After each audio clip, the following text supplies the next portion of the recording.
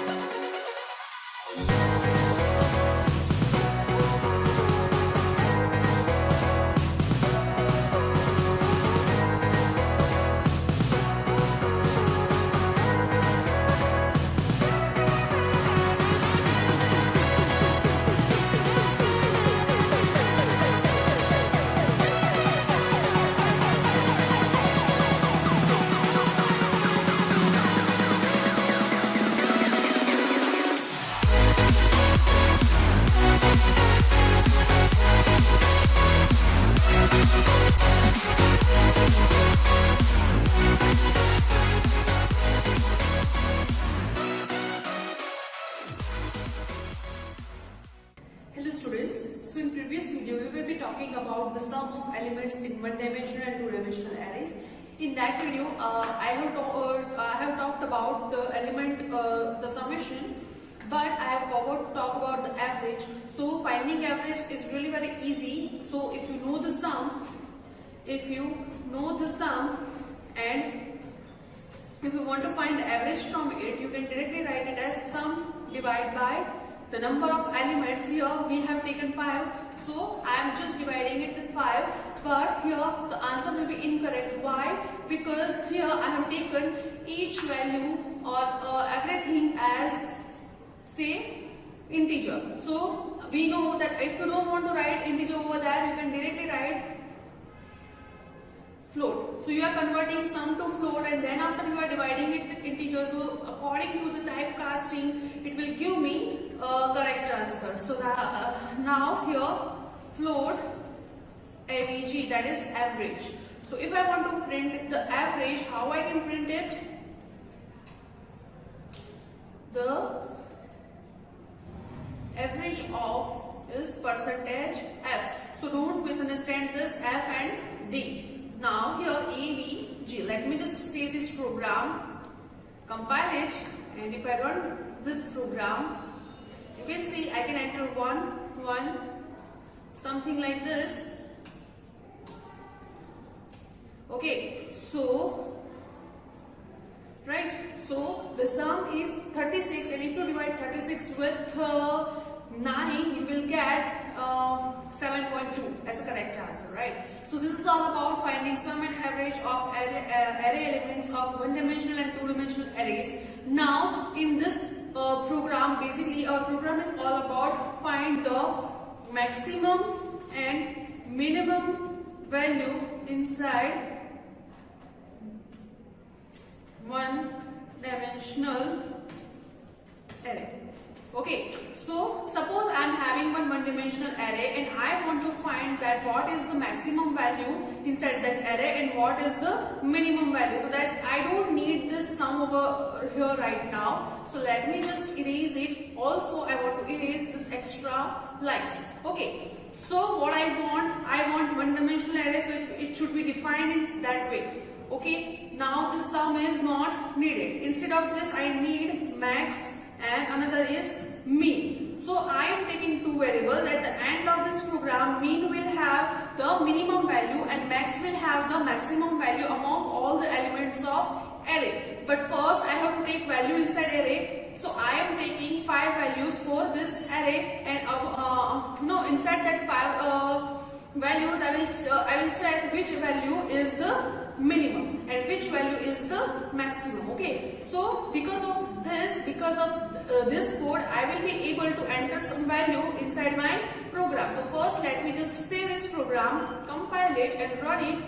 So let me just check 1 1 1 1 1 5 times 1 I can enter. So now I can go further. Okay, so now what I want, every time I am assuming that a of 0 is the smallest element and it will be a largest element. I am just assuming that the first element, see, I don't know what are the elements user is going to enter using scanf. So I don't know what user is going to enter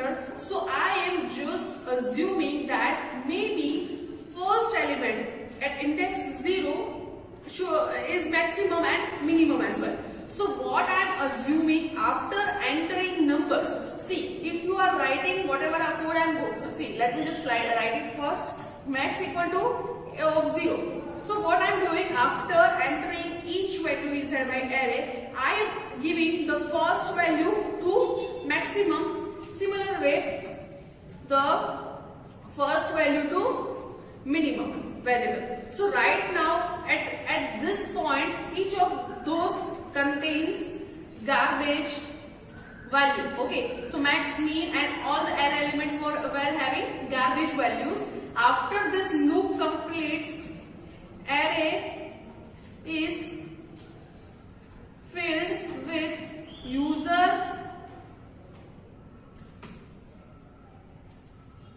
values. Okay, so whatever values entered by user will be array will be filled with that. Now right now, and mean and max is having garbage value at line 30.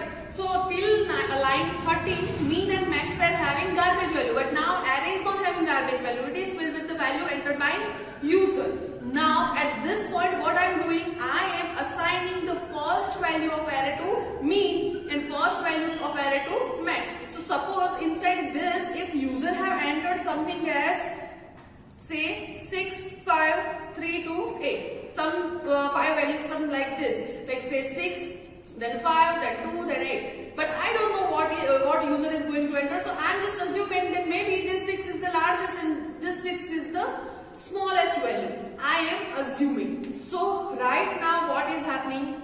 Max is equal to 6 and mean is equal to 6 as well. I am just assuming. Now what will I do? I will, create a loop. At each iteration, my loop will compare the value of max with the value of array element and will check if it is greater than the max value or not. Like suppose in first it will check if the value of max is greater than 6 or not. It is not greater than 6. So max will be as it is. If 5 is greater than 6 or not. So max will be 6 as it is. If 2 is greater than 6 or not. So max will be 6.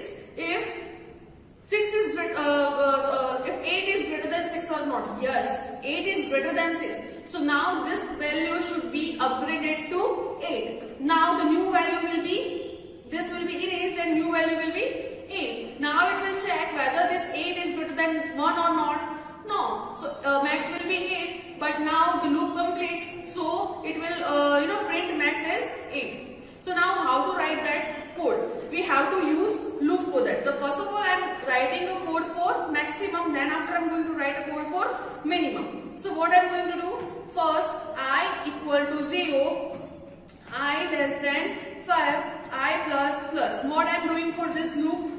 I am checking if max, or you can say if a of I, if the value of array element is greater than max, then what should I do? I should assign max that value. So now max will be updated to new value. Else I am not doing anything in else. If this is not the case, max will be as it is. Similar way, what I am doing, okay, minimum we will do later. So right now just understand about maximum. Let me just erase this as well. I just want you to understand the concept. But here it will not print max. Why it will not print max? Because I have not used printf. So to print max, I have to write printf /n maximum is %d, and here it will be say max. Okay, I am writing this outside the loop because I want to print only the final max. Now let me just compile it and run it, and let me just see. I am entering the similar array value 6, 5, 2, 8, 1. So maximum is 8.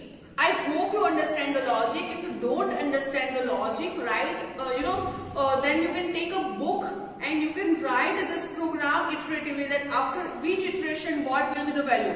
writing a program in book is really very good practice as a beginner. So you can just find that first the value of I will be 0. I will be 0. Here it will check the condition A of 0 is greater than max or not, which means A of 0, what is the value at place of A of 0? 6 is greater than, what is the value of max? 6.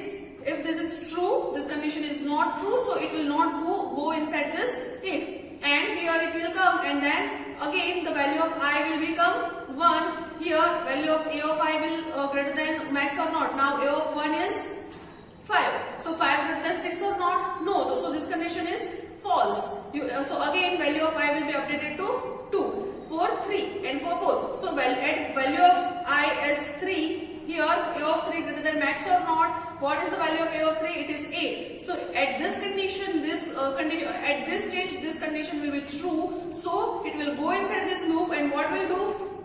It will assign max equal to A of 3, that is 8. So now updated max is 8. Now for I equal to 4, the condition is false. So when the control comes over here, what will be the final value of max? It is 8. So 8 is printed. I hope you understand this concept what I am going to teach you.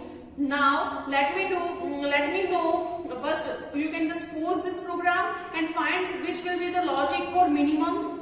For minimum, just one sign will be changed. So what will be the condition? If A of I is less than mean, you can also use less than or equal to, but I am just using less than. Then I am assigning. So if A of I's value is even smaller than the current value of minimum, then only it will do assignment. So here I can use and minimum is percentage D. Here it will be mean and max and mean. So let me just say this program.